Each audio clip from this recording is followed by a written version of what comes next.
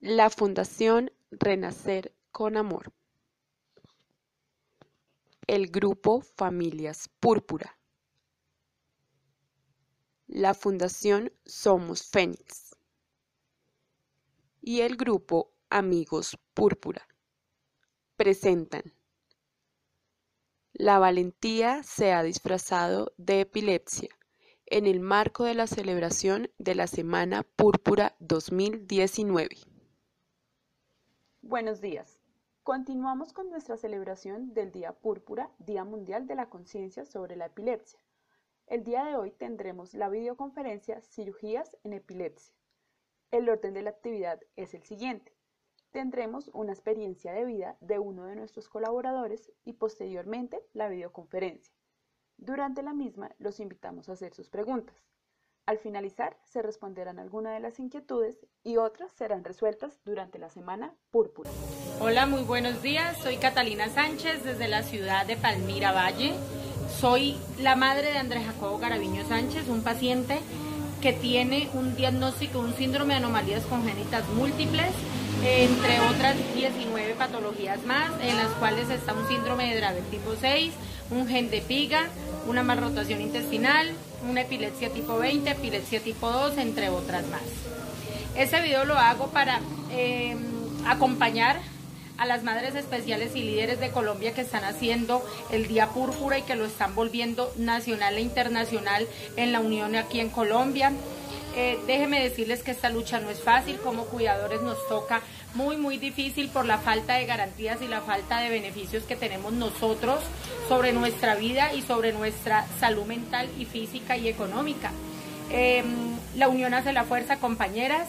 Nuestros hijos están vivos y los queremos vivos. Es una lucha diaria, es una lucha difícil, es una lucha que se agota, que se lleva nuestras vidas y nuestra salud mental y física, pero que dentro de ellas no podemos desfallecer porque nuestros hijos están vivos y los queremos vivos, pero los queremos con una vida digna. Andrés es un paciente que toma cannabis medicinal desde hace 4 años. Y hace un mes atrás ya le dieron la fórmula médica para que le sea traído desde los Estados Unidos el Epidiolex para que la EPS, el INVIMA y el Estado colombiano se hagan responsables de ese tratamiento.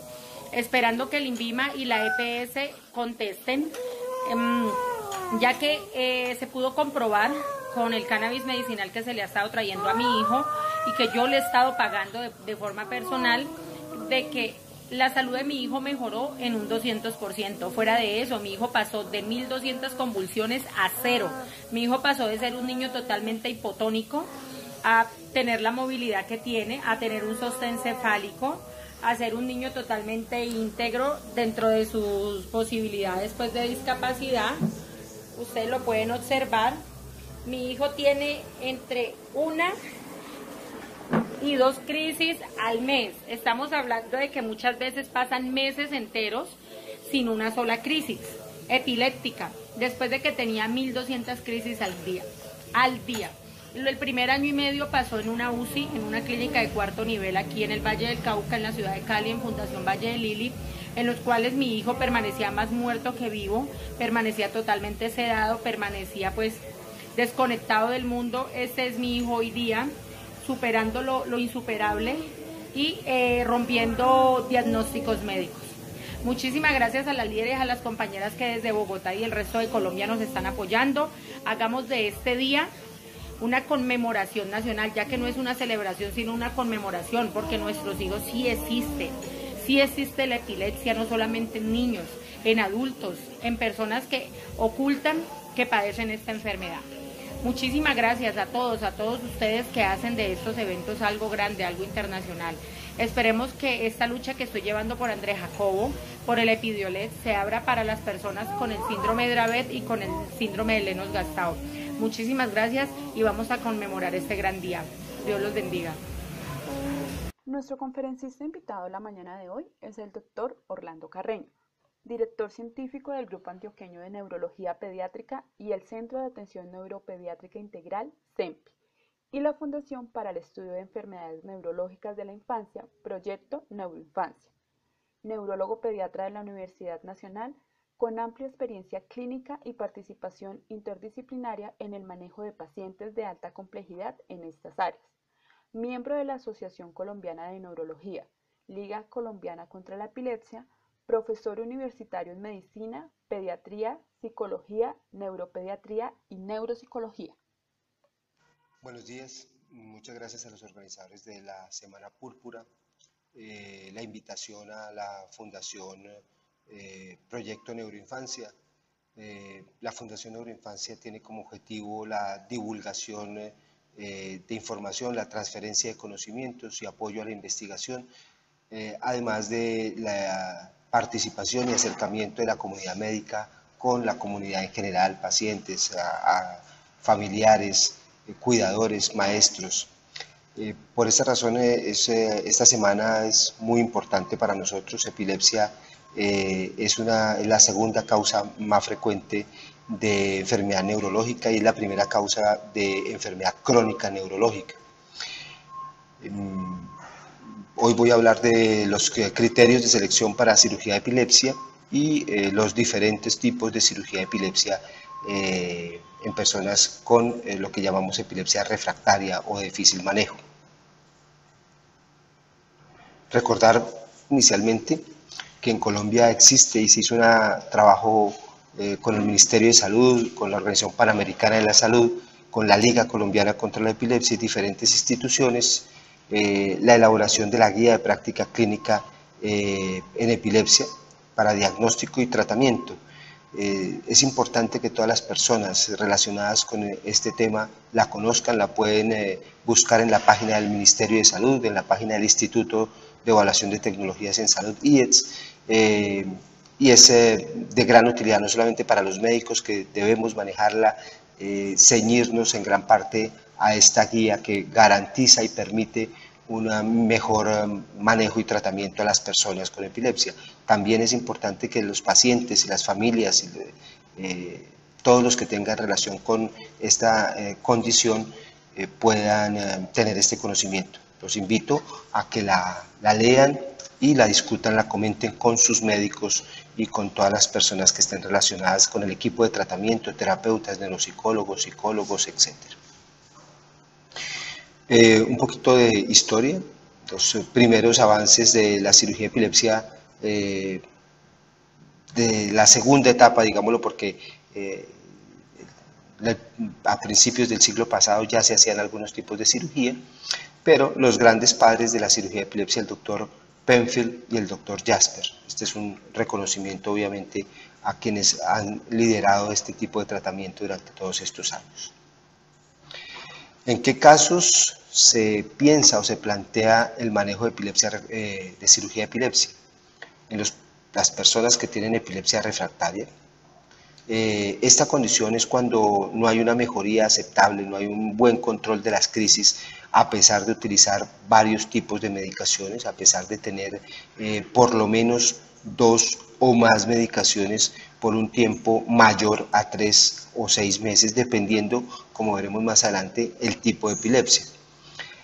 Si la intensidad y la frecuencia de crisis epilépticas o el número o el tiempo que transcurren las crisis afectan la calidad de vida de la persona. Se debe tener una total seguridad del diagnóstico de epilepsia para poder hablar de epilepsia refractaria, y esto hago énfasis porque hay algunas situaciones neurológicas o psicológicas que pueden aparentar crisis epilépticas y no serlo. Es importante entonces que el médico pueda tener la claridad del diagnóstico para luego empezar un tratamiento y, si no responde, hablar de epilepsia refractaria. La tercera causa de fracaso en epilepsia es el error en el diagnóstico y la selección del tratamiento. En general, hablando de epilepsia refractaria o de difícil manejo, hablamos de probabilidades. Cuando el médico hace un diagnóstico e inicia un tratamiento con una medicación, esperamos tener, dependiendo del tipo de epilepsia, un control que en algunos casos puede ser total o parcial de las crisis. Si no hay una adecuada mejoría de su epilepsia y se suma una segunda medicación, estamos hablando de epilepsias de más difícil manejo, y cuando a pesar de eso tenemos persistencia de las crisis y vamos a utilizar una tercera medicación, estamos hablando que esta tercera medicación puede tener un control o un mejor resultado aproximado del 10%. En los pacientes con epilepsia de difícil control o refractaria, esto es importante porque nos vemos con mucha frecuencia abocados a utilizar múltiples tratamientos, a utilizar 3, 4, 5 medicaciones pretendiendo controlar crisis, y a partir de la tercera debemos pensar en la posibilidad de otras alternativas diferentes a las farmacológicas convencionales. A pesar de los avances tecnológicos y que en los últimos 20 años han aparecido fácilmente unas 20 medicaciones nuevas, la mayoría de ellas han mejorado la tolerancia o los efectos secundarios que presentaban las personas con medicaciones más antiguas, más viejas, pero el control real de las crisis no ha aumentado realmente. Los estudios muestran que las medicaciones nuevas en pacientes con epilepsias focales principalmente pueden aumentar o mejorar el control de las crisis aproximadamente un 5%, y en algunos casos podría llegar hasta el 80% del control de crisis, pero vemos que el rango es bastante amplio. Por esta razón, si el paciente no mejora con 2 o más crisis, debemos pensar en otras alternativas de tratamiento, sobre todo si la causa es clara, y tengo como causas, por ejemplo, epilepsias de origen del lóbulo temporal, epilepsias cuya lesión se ubica en el hipocampo. El hipocampo es una zona del cerebro en el lóbulo temporal que es muy sensible a lesiones por trauma, por falta de oxígeno, y al tener un daño es una de las causas más frecuentes de epilepsia resistente a fármacos. Lo mismo si hay malformaciones del sistema nervioso central, si la secuela es de un trauma craneoencefálico, muy probablemente no va a haber un control de crisis adecuado o fácil. En las epilepsias refractarias o fármacos resistentes vamos a encontrar varias características. La primera, la más importante, es que a pesar de las medicaciones no se logra controlar de manera adecuada las crisis. Tengamos en cuenta que a mayor cantidad de medicaciones, mayores son los efectos secundarios y mayores son las interacciones de las medicaciones entre sí o con otras medicaciones que pueda estar tomando la persona para otras situaciones, problemas cardíacos, renales, hipertensión, etc. Eso hace que todas las medicaciones tengan interacciones y vayan perdiendo su efecto, además de los posibles efectos secundarios importantes. Los efectos secundarios adversos, como decíamos, por la cantidad de medicaciones, no necesariamente por dosis excesivas, también va a depender de la susceptibilidad de la persona a los tratamientos. La mayoría de medicaciones o de fármacos que utilizamos tienen ventajas importantes. Logramos control de crisis, pero con frecuencia podemos tener también algunos efectos como, por ejemplo, problemas a nivel de memoria, atención, concentración. Además, las personas que tienen epilepsias no controladas van viendo deteriorado progresivamente su capacidad cognitiva, su capacidad de atención, su capacidad de memoria, y esto influye, por supuesto, en su calidad de vida y en el deterioro de esta calidad de vida.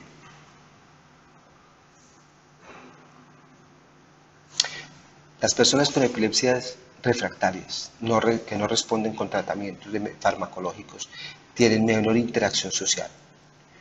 Suelen tener reducción de la tasa de actividades sociales como hacer pareja, matrimonio o su vida de pareja.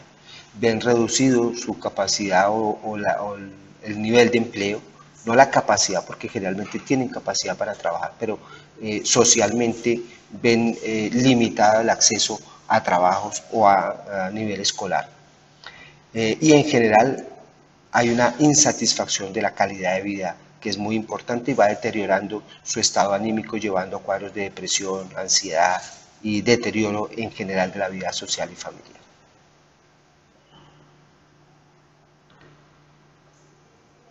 Las riesgos adicionales de las personas que tienen este tipo de epilepsia, debido a la frecuencia alta de las crisis, es una mayor tasa de traumas, mayor tasa de accidentalidad. Las personas con epilepsia no controlada suelen tener más traumas craneoencefálicos, accidentes como quemaduras, problemas dentales, trauma con pérdida dental o lesión de la dentadura, fracturas y traumas de las extremidades o fracturas y trauma facial con mucha frecuencia. Nuevamente se ve afectado, por supuesto, esta esperanza de vida y la calidad de vida se ve disminuida de manera importante. La mortalidad también es algo que está reconocido. Las personas que tienen epilepsia no controlada suelen tener mayor riesgo de mortalidad, tanto en crisis como en accidentalidad. 2 a 3 veces mayor mortalidad, riesgo de muerte que la población en general. Las muertes se relacionan en un 42 a 45% directamente a los casos de crisis. O sea, la crisis puede llevar a una muerte súbita. Y por cuadros depresivos, la tasa de suicidio en personas con epilepsia no controlada es mayor que la población general. Así que una alternativa, además de los tratamientos farmacológicos, es la cirugía. Algunos tipos de cirugía son la hemisferectomía, la veremos un poco más adelante. Se utiliza en algunos casos en donde hay una lesión específica en una parte del cerebro, en un hemisferio del cerebro, y que esta lesión es lo suficientemente grande para comprometer todo un hemisferio. También hay otros tipos de cirugía que se llama resección cortical, que es en los casos, por ejemplo, de tumores pequeños, malformaciones del cerebro que llamamos amartomas o displasias corticales, cuando hay malformaciones vasculares que ocasionan una lesión en el cerebro y desencadena la epilepsia. En algunos síndromes específicos, como el síndrome Struge-Weber, en donde la persona tiene una malformación vascular en la cara, en la piel, es una mancha que llamamos una mancha roja, y suele tener en el cerebro también malformaciones extensas que comprometen todo un hemisferio. Cuando hay una lesión en alguno de los lóbulos, ya sea en el lóbulo frontal, en el lóbulo temporal, parietal o occipital, en esos casos la persona puede ser candidata a la resección o la cirugía de esta área del cerebro, que es la que está ocasionando la persistencia de las crisis y la refractariedad o la resistencia a los tratamientos farmacológicos. Existen algunos criterios ya reconocidos a nivel mundial, y todos los centros de cirugía de epilepsia en Colombia o en cualquier parte del mundo tienen que tenerlos claros. Existen criterios para llevar a cirugía u ofrecer cirugía a pacientes adultos. Lo mismo, existen ya criterios reconocidos para cirugía en niños. La Liga Internacional contra la Epilepsia, la Asociación Mundial de Neurología han estudiado y aclarado y definido cuáles son los criterios para esto. Es importante que los grupos de cirugía de epilepsia se ciñan o nos ciñamos lo más estrictamente posible a estos criterios. Garantizan una mayor seguridad, un mejor resultado en el proceso de cirugía, y garantizan sobre todo que las personas que son candidatas a cirugía puedan llegar de la manera más temprana posible. Desafortunadamente, la brecha entre el diagnóstico de epilepsia refractaria, candidato a cirugía, la persona, y la realización de la cirugía en nuestro medio sobrepasa en la mayoría de los casos los 10 años. O sea, son 10 años en donde la persona podría haberse visto beneficiada de un procedimiento quirúrgico, pero se demoró mucho tiempo el proceso para llegar a esta decisión. Por eso los criterios debemos conocerlos todos los neurólogos pediatras, neurólogos de adultos, los neurocirujanos, para no dilatar demasiado la oportunidad o el ofrecimiento de este tratamiento. Hay requisitos mínimos para poder plantear una cirugía en cualquier persona. El primero, repito, es el diagnóstico adecuado, tener claridad que es una epilepsia refractaria. La guía de práctica clínica de epilepsia del Ministerio tiene unos requisitos claros para hablar de centros de epilepsia nivel 3, nivel 4, que son los centros que manejan la complejidad o el paciente con la persona con epilepsia refractaria.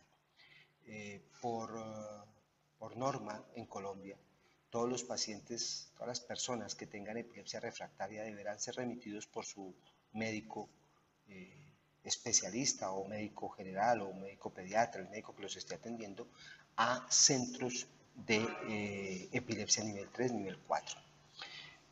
En el caso de la cirugía, estos centros tienen unos requisitos mínimos para pensar y plantear el procedimiento quirúrgico a la persona. Exámenes de videomonitoreo electroencefalográfico, que puede ser de 32 o en algunos casos de 64 o más electrodos, canales. Exámenes que pueden ir desde 24, 48 hasta 120 horas, dependiendo de la necesidad del diagnóstico. Se requieren exámenes de imágenes de resonancia magnética con capacidad de equipos mínimo de 1.5 Tesla. Esta es la capacidad del equipo. Hay en nuestro medio equipos de 0.5 y equipos de 3 Tesla. En ningún caso una persona se lleva a cirugía con un examen de 0.5. Se necesita mayor capacidad y mayor potencia para poder definir la zona del cerebro que está fallando o que está potencialmente para ser operada.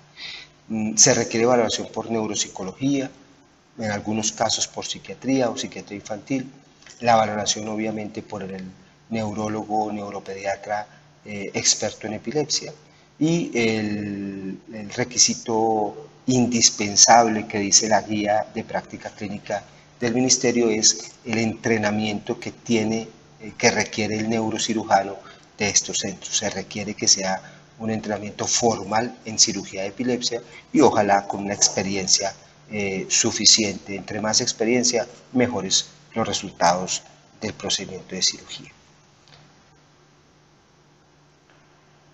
El principio de la cirugía de epilepsia es retirar al máximo la zona, el área, la cantidad de cerebro que ocasiona la epilepsia. Prevenir en lo más que se pueda la resección de cerebro sano. O sea, el daño en cerebro sano debe ser mínimo y no quitar, no resecar, no desconectar áreas importantes o lo que llamamos elocuentes. ¿Cuáles son las áreas elocuentes? Áreas de memoria, áreas de lenguaje, cuyo caso, si se van a ver comprometidas, probablemente se rechace o no se elija el tratamiento quirúrgico. No es uno de los objetivos controlar las crisis de epilepsia si la persona va a quedar con una secuela mayor o más importante a nivel de memoria o a nivel de lenguaje. Esto es algo que se debe evaluar muy bien en los grupos de cirugía.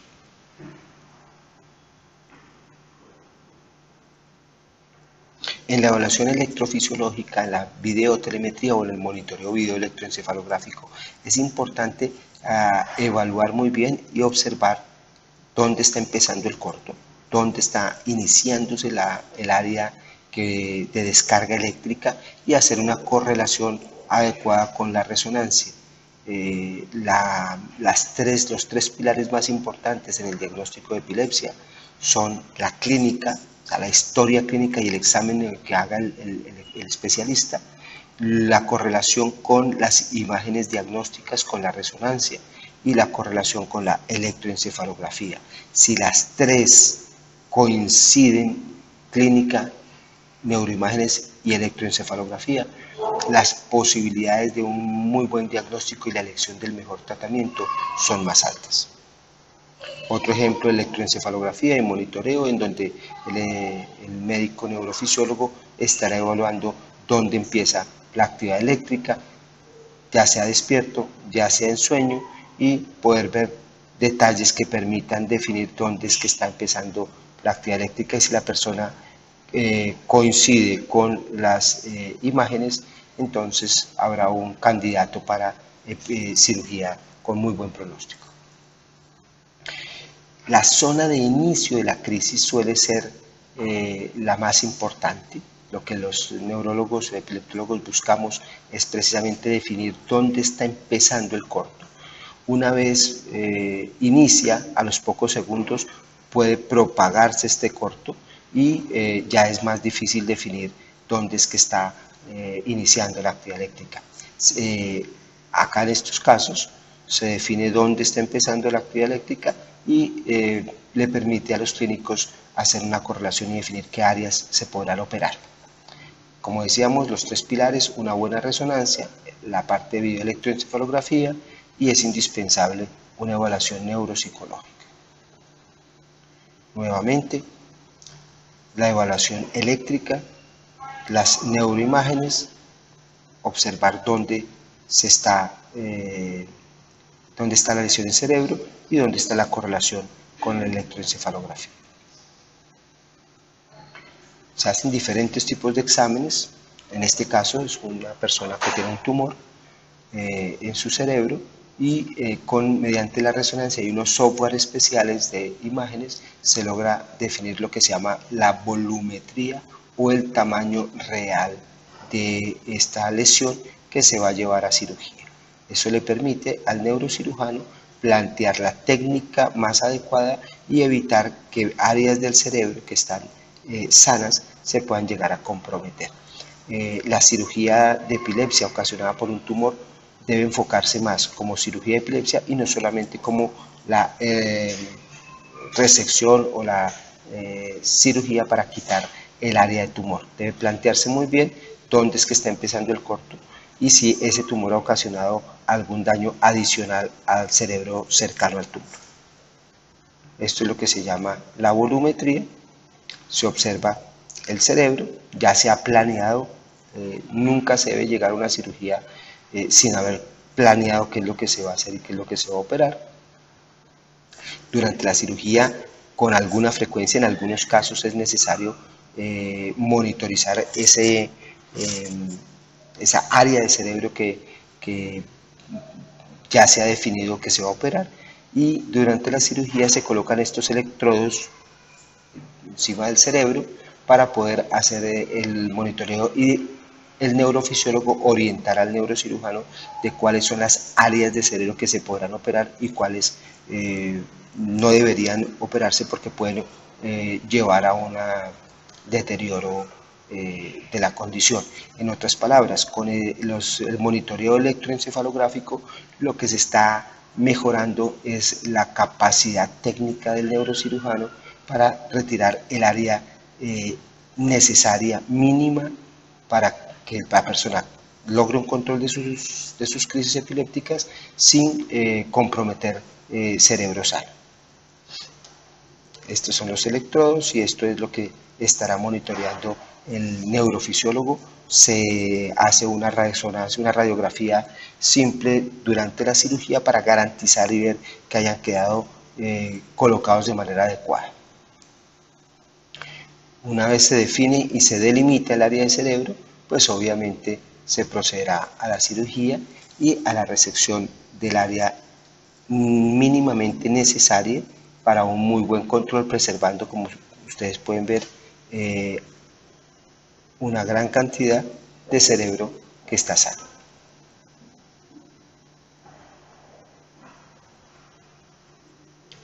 Otro ejemplo, en algunos casos la persona se le tendrá que colocar los electrodos y se llevará nuevamente un monitoreo durante varios días para poder definir el área del cerebro que está desencadenando las crisis. Estos son pocos casos, pero a veces es necesario hacer este procedimiento antes de la cirugía definitiva.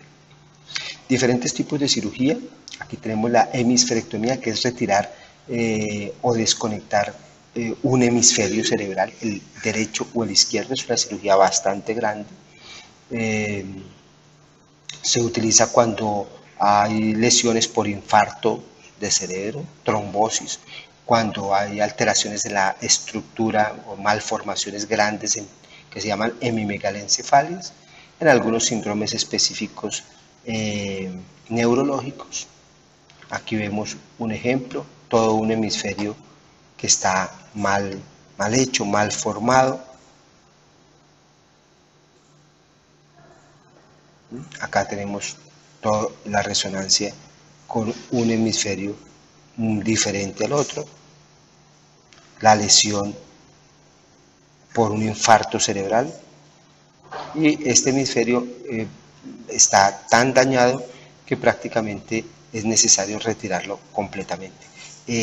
A pesar de ser una cirugía grande que retira prácticamente todo un hemisferio, los resultados suelen ser muy positivos en cuanto al control de crisis y en cuanto a la calidad de vida de la persona.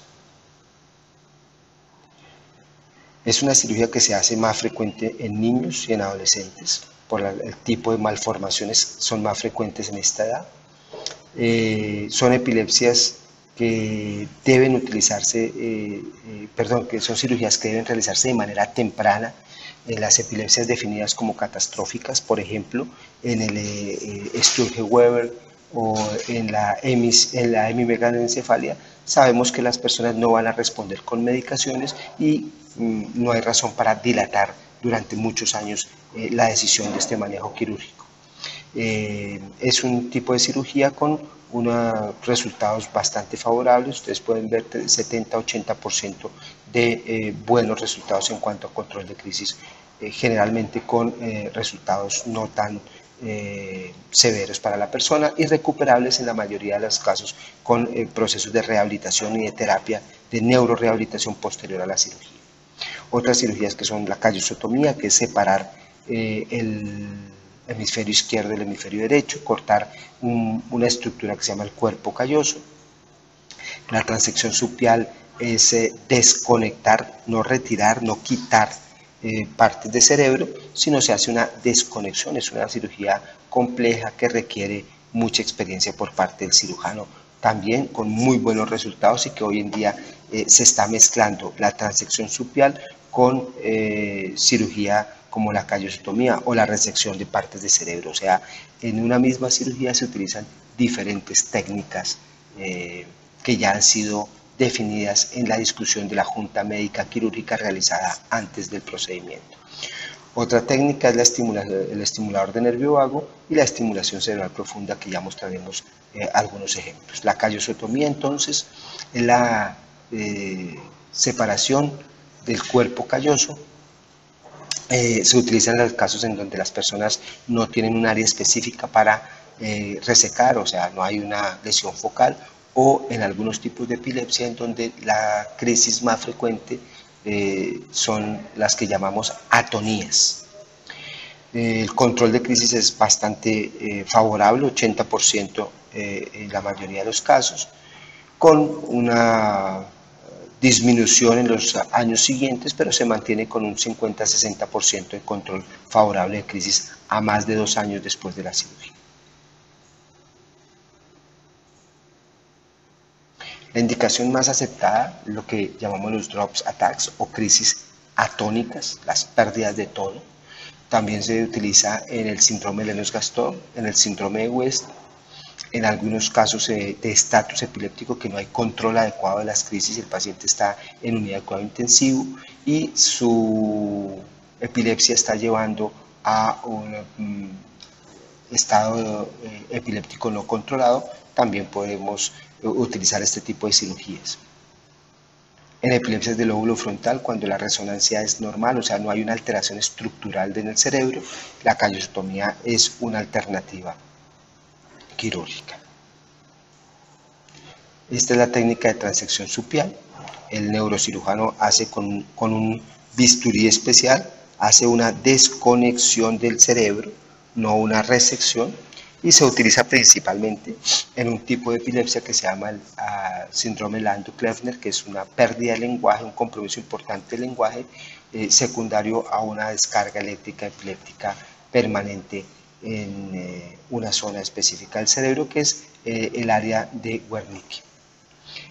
La respuesta a esta cirugía es muy variable, puede presentar entre 30% hasta un 78-80% de control de crisis y mejoría incluso en el lenguaje. Este es el estimulador de nervio vago.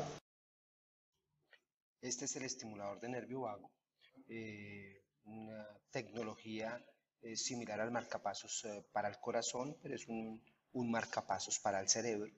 Este es un generador de corriente que va conectado a un cable que se coloca en un nervio, que es el nervio vago, y a través de este se envía al nervio vago del lado izquierdo, a través de este se envía corriente al cerebro y se puede, una vez la corriente llega al cerebro, se puede propagar o distribuir a ambos lados, a todo el cerebro. De esta manera, la corriente enviada por el estimulador, el generador, evita o disminuye la presentación de la descarga anormal y que la persona presente la crisis epiléptica. Algo muy importante es que en estudios que se han realizado con este tratamiento se ha demostrado que el estimulador de nervio vago puede en algunos casos incluso ayudar a mejorar no solamente las crisis epilépticas, sino en algunos casos mejora memoria en las personas que tienen este tipo de tratamientos. Los efectos secundarios son realmente pocos, se presentan durante el estímulo eléctrico y generalmente las primeras semanas después de la cirugía. La mayoría de personas toleran muy bien funcionamiento eléctrico y la sensación básicamente es una sensación de tos o de resequedad a nivel de la garganta que, como repito, la mayoría de las veces es transitorio. Control de crisis con estos tratamientos es muy variable, pero generalmente se acerca al 45-50%. Hay personas que pueden presentar controles de crisis superiores y en algunos casos hasta el 100% o dependiendo la respuesta o el tipo de epilepsia puede ser menor. Pero el promedio, sobre todo en niños, es del 45 a 50% de control adecuado de crisis. Hay también indicaciones específicas, no todas las personas con epilepsia son candidatos para utilizar un estimulador de nervio vago, principalmente cuando no hay un manejo quirúrgico receptivo como los que comentamos anteriormente. La utilización del estimulador es una alternativa en estos casos. Esta es la técnica, el cirujano implanta en el cuello. Aquí está el nervio vago, hay que tener mucho cuidado porque aquí pasa una arteria carótida y el nervio vago, que es muy grueso, es uno de los nervios más gruesos de lo que conocemos como los pares craneanos, que son los nervios que salen del cerebro a llevar la corriente o llevar la información hacia la parte externa del cuerpo y lo mismo llevar información del exterior hacia el cerebro. Es una cirugía relativamente corta, de bajo riesgo. Durante la cirugía se implanta, se coloca el generador de corriente, se prende y se programa inicialmente durante la cirugía, posteriormente se apaga y a la semana aproximadamente después de implantado se prende nuevamente y el epileptólogo inicia la programación del estimulador de nervio vago. Es corriente y se utiliza una computadora de mano y un transductor para hacer la programación del estimulador. Otro tratamiento que utilizamos actualmente es la estimulación cerebral profunda, muy conocida para tratamiento de Parkinson. Se colocan unos electrodos en el cerebro y para esto se requiere una institución de mayor complejidad, centro de cirugía de epilepsia nivel 4. La persona se le coloca un aro especial, se llama aro estereotaxia, se hacen los planeamientos quirúrgicos, se requiere durante la cirugía realizar exámenes de tomografía frecuentes para poder colocar e insertar los electrodos en sitios específicos ya planeados previamente antes de la cirugía. Acá el neurocirujano utiliza el aeroestereotaxia, son unos cortes quirúrgicos muy pequeños en la piel la piel y el cráneo, y se introduce el electrodo hasta la zona que está ocasionando la descarga de epilepsia. Aquí vemos cómo quedan colocados en el cerebro y aquí empieza a hacer la actividad eléctrica similar al nervio vago, pero ya directamente dentro del cerebro.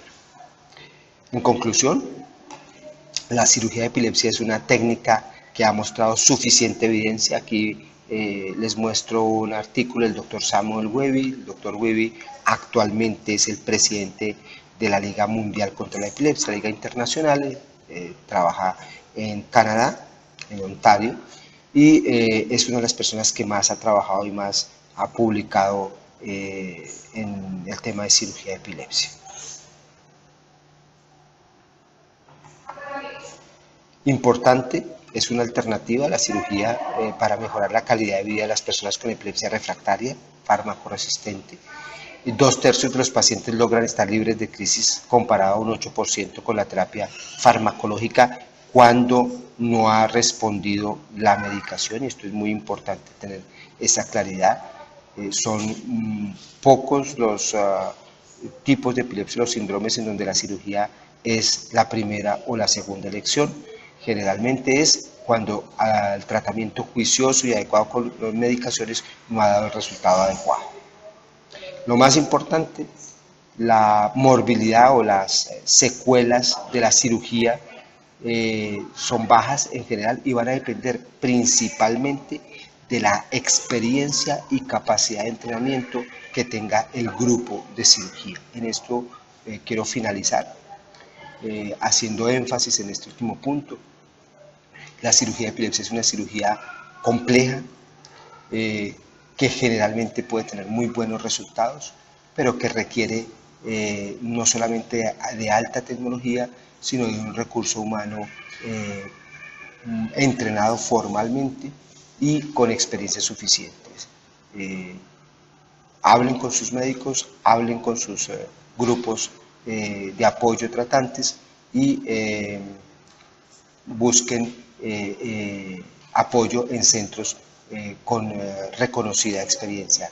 Los hay en las principales ciudades del país con muy buenos resultados en este tratamiento. Muchas gracias.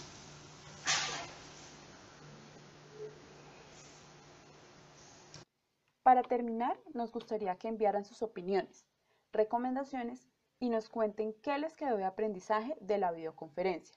Estaremos pendientes de responder sus inquietudes a lo largo de la Semana Púrpura. Les recordamos también seguirnos en nuestras redes sociales. En Facebook nos encuentran como Somos Fénix Guerreros y Guerreras, Renacer con Amor, Familias Púrpura y Amigos Púrpura. En Instagram nos encuentran como @renacerconamor, @familias púrpura y @amigos púrpura. En Twitter nos encuentran como @amigos púrpura. Y no olviden suscribirse a nuestro canal de YouTube, Amigos Púrpura. Que tengan una excelente mañana.